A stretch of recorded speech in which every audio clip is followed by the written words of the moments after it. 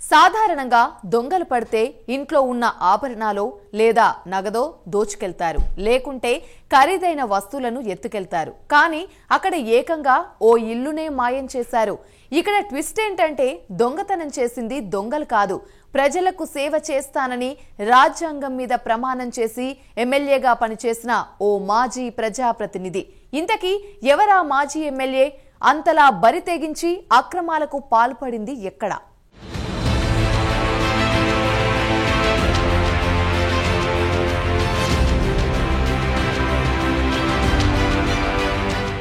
ప్రజలకు సేవ చేయాల్సిన ప్రజాప్రతినిధులు పక్కదారి పట్టి అక్రమాలకు పాల్పడ్డారు. గత 10 ఏళ్ల కాలంలో బీఆర్ఎస్ నేతలు చేసిన అవినీతి ఒక్కొక్కటి బయటకు వస్తుంటే అధికారాన్ని అడ్డం పెట్టుకుని ఏ స్థాయిలో దోచుకున్నారో బహిర్గతమవుతోంది. ప్రతి స్కీములోనూ స్కాములు బయటికి వస్తుంటే ఎమ్మెల్యేలు కూడా అందిన కాడికి దోచుకు తిన్నట్లు వెల్లడవుతోంది. తాజాగా వెలుగులోకి వస్తున్న మహబూబాబాద్ మాజీ ఎమ్మెల్యే శంకర్ నాయక్ భూదందాలతో అధికారముందని బీఆర్ఎస్ నేతలు ఎంతకి తెగబడ్డారో అర్థమవుతుంది. కాజీపేట శివారు రాంపూర్ వద్ద దళితుల ఇళ్లను లాక్కున్న ఘటన మరవకముందే హనుమకొండలోని న్యూ సాయంపేటలో 497 గజాల భూకబ్జా వ్యవహారం వెలుగులోకి వచ్చింది. ఓ కుటుంబంపై దాడి చేసి చంపేస్తానని బెదిరించి అక్రమంగా భూమిని లాక్కునే ప్రయత్నం చేయడంతో బాధితులు పోలీసులను ఆశ్రయించారు. సుబేదారి పోలీసులు మాజీ ఎమ్మెల్యే శంకర్ నాయక్తో పాటు తన అనుచరులపై కేసు నమోదు చేశారు.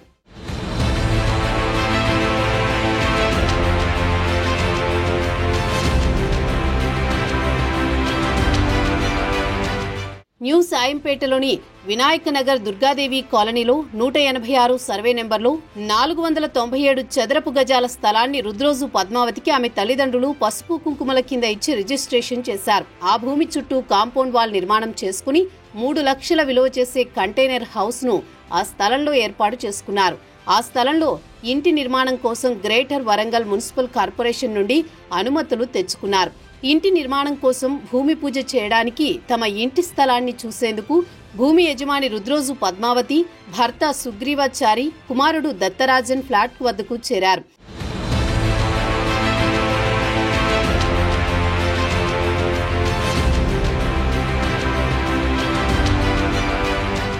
తమ ఫ్లాట్ వద్దకు వచ్చిన ఆ కుటుంబం ఒక్కసారిగా షాక్ కు గురయ్యారు. వారు నిర్మించుకున్న ప్రహరీ గోడ కూలగొట్టి కంటైనర్ హౌస్ ను ఎత్తికెళ్లిపోవడంతో ఆ కుటుంబానికి పెద్ద షాకే తగిలింది. అక్కడ స్థలంలో ఉన్న మహిళను ఎవరని ప్రశ్నించేలోగా ఓ ముఠా ఆ కుటుంబంపై దాడికి పాల్పడింది. ఇష్టం వచ్చినట్లుగా దాడి చేసి బట్టలు చిరిగేలా చితకబాదింది. సెల్ ఫోన్ సైతం గుంజుకుని కర్రలతో తెగబడడంతో ప్రాణాలు తీస్తారనే భయంతో ముగ్గురు అక్కడి నుంచి పారిపోయారు.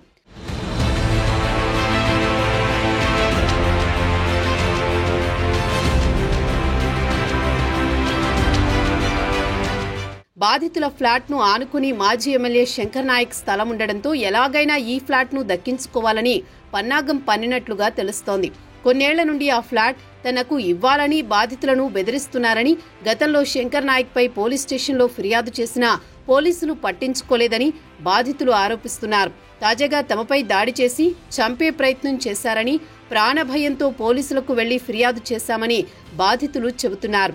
మాజీ ఎమ్మెల్యే శంకర్ నాయక్ నుంచి తమ కుటుంబానికి ప్రాణహాని ఉందని, మాజీ ఎమ్మెల్యే శంకర్ నాయక్ పై కఠిన చర్యలు తీసుకోవాలని బాధితులు వేడుకుంటున్నారు. నమస్తే అండి, నా పేరు రుద్రోజు సుగ్రీవాచారి. నేను ఇక్కడ వరంగల్లో ఉంటానండి. ఇప్పుడు ఈ జాగా మాదే. ఈ జాగా మా పెళ్లి సందర్భంలో లోపల మా అత్తమామలు మాకు ఇచ్చినటువంటి తన పసుపు కుంకుమ కింద ఇచ్చినటువంటి ల్యాండ్ ఇది. 497 గజాలు, సర్వే నెంబర్ 186 సర్వే నెంబర్ అండి, షాంపేట్ శివారిది. దీని పక్కన వెనకాల శంకర్ నాయక్ ల్యాండ్ ఉన్నదట, ఒక 2 ఎకరాలు. ఇది మాది రోడ్డు బిట్టు. రోడ్డు ఫేసు 70 ఫీట్లు ఉంటుంది. అయితే ఈ రోడ్డు ఫేసు 70 ఫీట్ల ముక్క నాకు కావాలి, నాకు ఇది ఇవ్వండి, నేను వేరే దగ్గర మీకు ఇస్తా అని చెప్పి పలు సందర్భాలలో పలు రకాల మనుషులతో మా మీద ప్రెజర్ పెట్టించిండు. అది అప్పుడు మాకు ఇవ్వడం ఇష్టం లేదు. మా దాంట్లో మేము ఇల్లు కట్టుకుందామని చెప్పి అనుకున్నాము. ఇల్లు కట్టుకుందామని అనుకొని పర్మిషన్ కూడా తీసుకున్నాం. పర్మిషన్ తీసుకొని ఇల్లు కట్టుకునే సందర్భం లోపల ఈ లాస్ట్ ఇయర్ కాంపౌండ్ పెట్టినాం. మేము కాంపౌండ్ పెడితే కాంపౌండ్ మొత్తం కూలగొట్టేసిండు. ఇల్లు కట్టుకోవడానికి ఇక్కడ ఒకటి రెడీమేడ్ ఇల్లు తెచ్చి పెట్టుకున్నాం. ఆ రెడీమేడ్ ఇల్లుని ఇంట్లో మాకు కావాల్సిన ఉండడానికి కావాల్సిన వస్తువులను సమకూర్చుకున్నాం. దానికి సంబంధించిన కట్టడానికి సంబంధించిన స్టీలు అది ఇది కొంత తెచ్చిపెట్టుకున్నాం.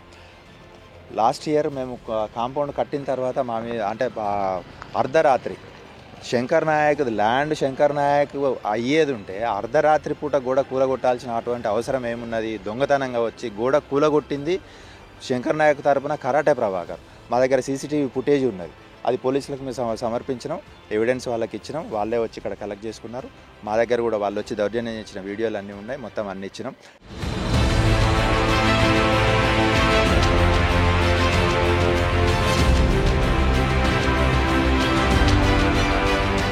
మరి కాంగ్రెస్ ప్రభుత్వం గత పాలనలో ఇష్టానుసారం వ్యవహరించిన నేతలపై ఎలా రియాక్ట్ అవుతుందో చూడాలి. మా మీద ఎగబడి మాట్లాడుతున్నారు, మమ్మల్ని ఇక్కడి నుంచి వెళ్ళిపోండి, ఇక్కడ ఉన్నారంట చంపుతాము అది ఇదని బెదిరించారు. నా చిన్న కొడుకుని మా వారు ఫోటోలు తీస్తుంటే వీడియోలు తీస్తుంటే వాళ్ళ ఫోన్లు లాక్కున్నారు. ఆ పెనుగులాటలో నన్ను లాగితే నా ఇక్కడ పిన్ను పెట్టుకున్న నా బ్లౌజ్ జినిగింది, మా సార్ది షర్ట్ జినిగింది, మొత్తం జోబు బట్టి లాగేశారు, గల్లా జోబు బట్టి లాగారు.